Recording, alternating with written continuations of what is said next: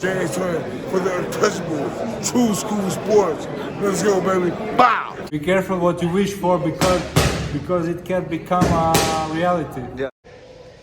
The untouchable True School Sports Empire proudly presents something the boxing game's been missing. Hey, what's going on? It's your boy BT, and I came here to talk some boxing with the thousands of True School Sports subscribers. All right, so get my day started here in Japan. I'm gonna aimlessly walk the streets of Tokyo and just see where the day takes us. But while I'm aimlessly walking the streets and wandering about, this boxing content still has to get made. So with that being said, and with that being firmly established here on True School Sports, let's talk about the featherweight division. You know, it's been a big year for the division.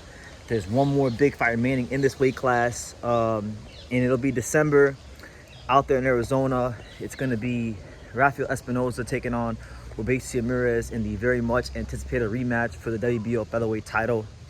Winner of this fight puts themselves in a great position for 2025.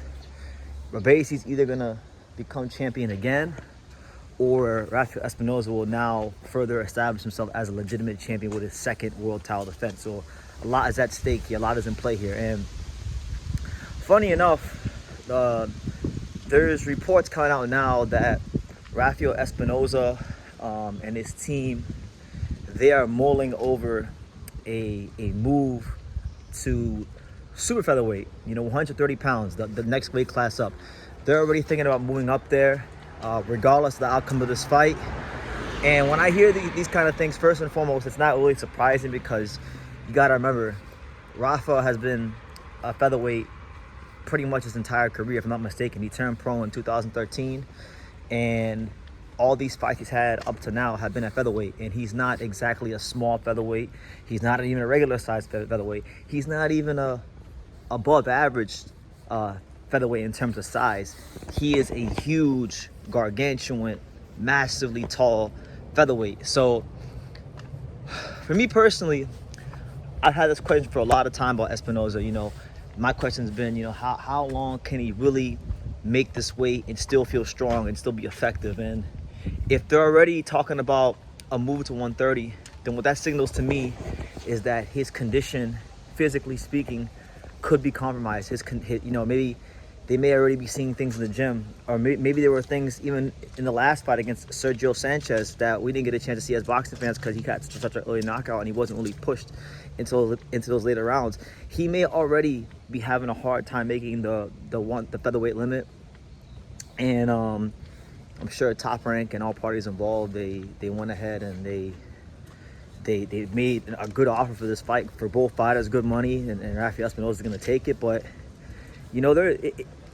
it's not the worst thing in the world because, like, for example, I feel like Rafael Espinoza has one particular fight in his back pocket if he loses this fight, and that fight would be a Mexican showdown with his fellow countryman Venado Lopez, which not so long ago, if we could fast forward time 4 months ago, Venado Lopez and Rafael Espinoza was looked at to be the premier fight from a unification standpoint in the featherweight division. So my thing is, I don't think it really matters whether he wins or loses this fight because he has a big fight waiting for him at 130, and that's kind of how I view it.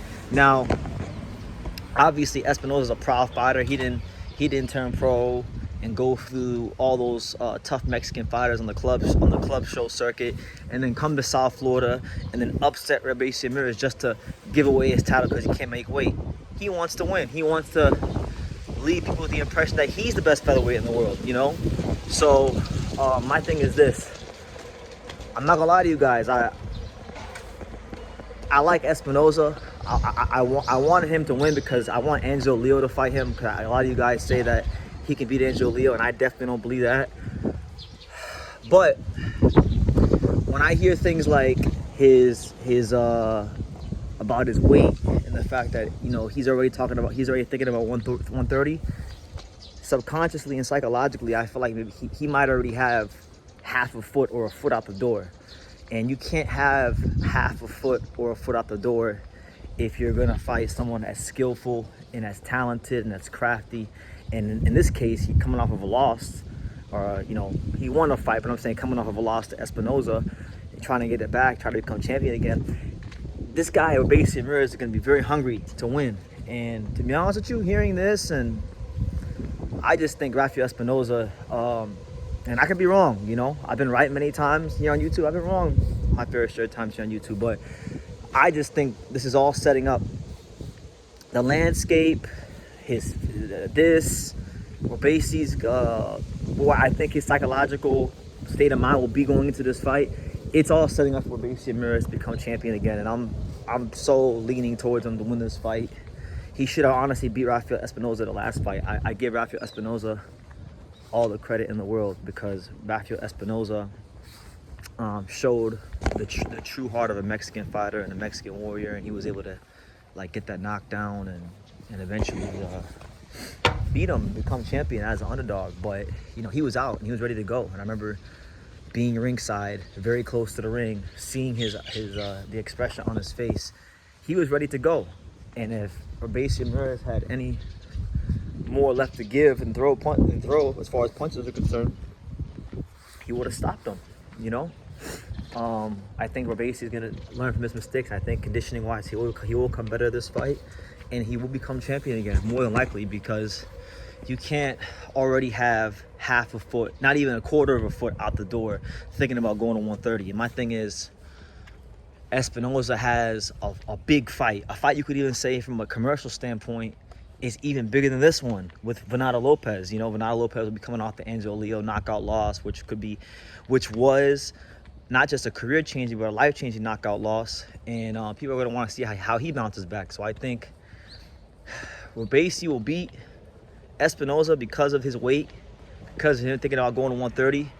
And Espinoza versus Venado Lopez will be a fight that Top Rank looks into in the future to make. As both guys are champion, both guys are Mexicans, both are exciting styles. So that's the news, and that's kind of how I interpret the news. So y'all can let me know how y'all interpret the news, but leave your comments down below. Make sure you guys take the time to subscribe, and like I say in every single one of these videos, you can love me or you can hate me, but I'm just a kid from Daniel. So until next time, thank you for watching another video on the untouchable True School Sports Empire. I'm at the Boxing Hall of Fame out here in Canastota, New York.